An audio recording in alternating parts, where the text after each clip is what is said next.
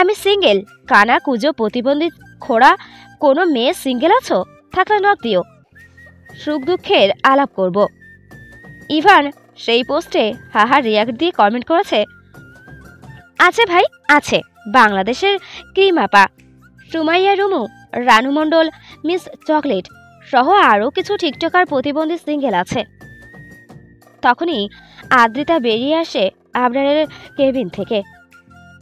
হাঁটার গতি বলে দিচ্ছে ভীষণ রেগে আছে সে, যেন এখনই বম ফাটাবে। সিয়াম নড়েচড়ে সোজা হয়ে বসে। আহাদ এবং ইভান ফোন রেখে মনোযোগ দিয়ে তাকায় আদ্রিতার পানে। ভয়ঙ্কর এক সিনেমা শুরু হয়েছে এখানে। আমি আর এখানে থাকবো না, দিয়ে আসুন মায়ের কাছে। আবরার তাসনির লোকটা প্রচুর খারাপ, চরিত্রহীন, এই লোকের আশেপাশে থাকাও পাপ। রাগে ফোঁস করতে করতে বলে আদ্রিতা। সিয়াম শুকনো কাশি দিয়ে দাঁড়িয়ে পড়ে, গম্ভীর মুখে এগিয়ে আসে আদ্রিতার দিকে এবং বলে, গাছে ফুল গরুর কান, আবরার ভাই চরিত্রবান, মিথ্যা কথা মানব না, প্রমাণ না দিলে বিশ্বাস করব না। ফুলের গাছে কাটা থাকে, চাঁদও গায়ে কলঙ্ক, আমার ভাই আবরার থাকে না উলঙ্ক, তাহলে কি করে হলো সে চরিত্রহীন? আয়ান কফির মাকে শেষ চুমুক দিয়ে বলে, সহমত সহমত, সবাই তালি দে। আহাদ সিয়ামের পিঠ চাপকে বলে, বাহ বাহ ভাই বাহ, জীবনে প্রথমবার তোর কবিতা আমার নাড়ি বুড়ি ছুঁয়ে দিল। আদ্রিতা দাঁতে দাঁত চেপে হাত মুষ্টিবদ্ধ করে নেয়। কেউ নেই তার। আমান, আহাদ, সিয়াম, ইভান সবাই আবরারের পার্টিতে, আদ্রিতা একা। মনে পড়ে আবরারের কেবিনের সেই দৃশ্য।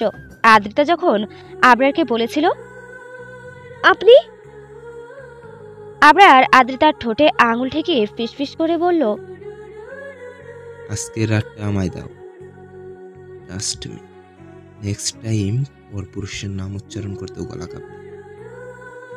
আবরারের দৃষ্টি ছিল ভয়ঙ্কর, যেন এখনই টুপ করে গিলে খেয়ে ফেলবে তাকে। আদ্রিতার সুযোগ বুঝে এক দৌড়ে বেরিয়ে আসে কেবিন থেকে।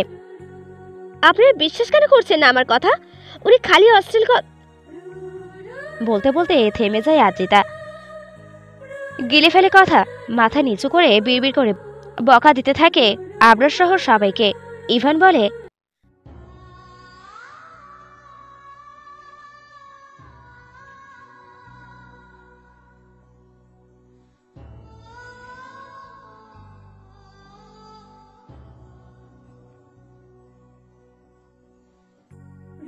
ইভান বলে, আদু বলো, থেমে গেলে কেন?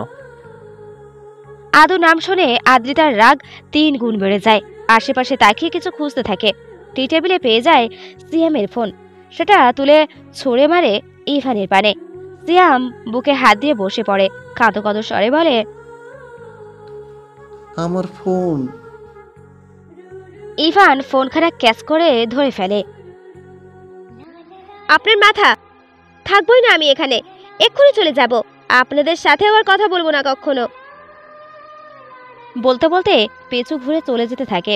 কিছুতেই এখানে আর থাকবে না। বাড়ির রাস্তা না চিনলে রাস্তায় ঘুরবে, তবুও এখানে থাকবে না। এখানকার কেউ ভালো না, সবাই পাগল। বকবক করতে করতে আর মনে হাঁটছে আদ্রিতা। দোতলা ছাড়িয়ে নিচতলার করিডোরে চলে আসে। হঠাৎ করে কারোর সাথে ধাক্কা খায়। লোকটি ঝোঁক সামলাতে না পেরে পড়ে যায় ফ্লোরে। আদ্রিতা তার ওপরে গিয়ে পড়ে। লোকটা মৃদুস্বরে আহ বলে ওঠে। কোমরে বেশ চোট পেয়েছে বোধহয়। আদ্রিতা তাড়াহুড়ো করে তার ওপর থেকে উঠে পড়ে। তাড়াহুড়ো করে বলে, সরি, আমি খেয়াল করিনি, ব্যথা পেয়েছেন আপনি? লোকটা এবার চোখ তুলে তাকায় আদ্রিতার পারে। প্রথমেই নজর পড়ে গোলাপি অধরে, পরপর শরীরের প্রত্যেকটা ভাঁজে নজর বুলিয়ে নেয়। সাদা রঙের টপসখানা ফর্সা শরীরে দারুণভাবে ফুটে উঠেছে। এটি তাসনিনের অফিসে হট বিউটিফুল বাঙালি মেয়ে। ইন্টারেস্টিং বিষয়, লোকটা বাঁকা হাসে, হাঁটু মুড়ে বসে পড়ে আয়েশ করে। 2 হাত ওপরে তুলে আড়মোড়া ভাঙতে ভাঙতে শুধায়, বাঙালি? আদ্রিতা মাথা নিচু করে বলে। লোকটা আবারও হাসে, নিজের হাত এগিয়ে দেয় আদ্রিতার পানে। ইনোসেন্ট ভঙ্গিমায় বলে, ব্যথা পেয়েছি, একটু হেল্প করুন তো উঠতে। আদ্রিতা নিজের নরম তুলতুলে হাতখানা এগিয়ে দিয়ে লোকটার হাত ধরে মুঠো করে এবং টেনে দাঁড় করায় তাকে। দাঁড়িয়ে যাওয়ার পরে আচমকা লোকটা আদ্রিতার কোমরে হাত রেখে এবং সঙ্গে সঙ্গে সরিয়ে নেয়। আদ্রিতা চমকে কয়েক পা পিছিয়ে যায়, কপালে ভাঁজ ফেলে তাকায় লোকটার মুখ পানে। সরি, হ্যাঁ ব্যালেন্স রাখতে পারিনি। Tell me sorry. আদ্রি কিছু বলবে তার আগেই লোকটা চোয়াল বরাবর কেউ ঘুষি মারে, ছিটকে কয়েক হাত দূরে পড়ে যায় এসে। ভয়ার্থক আদ্রিতা দুপা পিছিয়ে যায়, মৃদুস্বরে চিৎকার করে ওঠে। আবরারের মোটেও আদ্রিতার পানে তাকানোর সময় নেই। সে আহত লোকটাকে টেনে তুলে পুনরায় মারতে থাকে। লোকটা নিজেকে বাঁচানোর জন্য বারংবার বলতে থাকে, তাসিন, কি করেছি আমি? মারছো কেন? তবে আবরার জবাব দেয় না। ইতিমধ্যেই সিয়াম, আয়ান, আহান, ইভান চলে এসেছে করিডরে। কর্মকর্তারাও নিজ নিজ আসন হতে একটু উকি দিয়ে দেখার চেষ্টা করছে, তবে এগিয়ে আসার সাহস নেই। আদ্রিতা সিয়ামের হাত ধরে কাঁপা কাঁপা স্বরে বলে, ওনাকে মারছে কেন ভাইয়া? ছেড়ে দিতে বলুন। সিয়াম আদ্রিতার মাথায় হাত বুলিয়ে দেয়। আমি কিছু বলতে গেলে আমাকে বিদম পেটাবে, চুপচাপ দেখে যাও। দীর্ঘক্ষণ মারার পরে থেমে যায় আবরার। মারতে মারতে হাঁপিয়ে গিয়েছে সে, জোরে জোরে শ্বাস টানছে। সাদা রঙের শার্টখানা ঘেমে ভিজে জুবুতুবু হয়ে গিয়েছে। সাদা ফ্লোর লাল রং ধারণ করেছে। লোকটার নাক মুখ ফেটে রক্ত গড়াচ্ছে। নিভু নিভু আঁখি মেলে তাকানোর চেষ্টা করে লোকটা। আহত হাত তুলে ইশারায় বোঝায়, তোকে দেখে নেব তাসিন। আবরার পুনরায় লাথি মারে লোকটার পেটে। শ্যাম, একে ছুঁড়ে ফেলাই নর্দমা। গম্ভীর স্বরে বাক্যগুলো আওড়িয়ে আদ্রিতার সামনে এগিয়ে দাঁড়ায়। আদ্রি শুকনো ঢোক গিলে রিনরিনিয়ে বলে, আমি কিছু করিনি, চিনি না একে। আবরারের কানে বোধহয় সেই কথাগুলো ঢুকলো না। সে মুঠো করে ধরে আদ্রিতার হাতখানা এবং এবং টানতে টানতে নিয়ে যেতে থাকে। আদ্রিতা অসহায় নয়নে তাকায় সিয়ামের পানে। গাড়িতে একটা বাক্য ব্যয় করে না আদ্রিতা, চুপচাপ বসে থাকে কাচুমাচু হয়ে। আবরারকে বড্ড ভয় করছে তার। একটা সুস্থ মস্তিষ্কের মানুষ কখনো আরেকটা মানুষকে এভাবে মারতে পারে? এই মানুষটি পাষাণ, নির্দয়, যখন তখন আদ্রিতাকেও মেরে ফেলে দিতে পারে। ভাবতেই গা শিউরে ওঠে আদ্রিতার। এখনই মরতে চায় না ও। এখনো বিয়ে করা হয়নি, বাচ্চা হয়নি, জীবনকে উপভোগ করা হয়নি, অনেকদিন বাঁচতেও চাই ও। আমাকে মারবেন না, আমি কিছু করিনি। অফিস থেকে বাড়ির দূরত্ব বেশি নয়, আধ ঘন্টার পথ। তবে 10 মিনিটেই পৌঁছে যায় আবরার। অতিরিক্ত স্পিডে ড্রাইভ করেছে। আজকের আর গাড়ি পার্কিংয়ে রাখে না, রাস্তায় গাড়ি থামিয়ে নেমে পড়ে এবং আদ্রিতার পাশের দরজা খুলে তাকেও টেনে নামায়।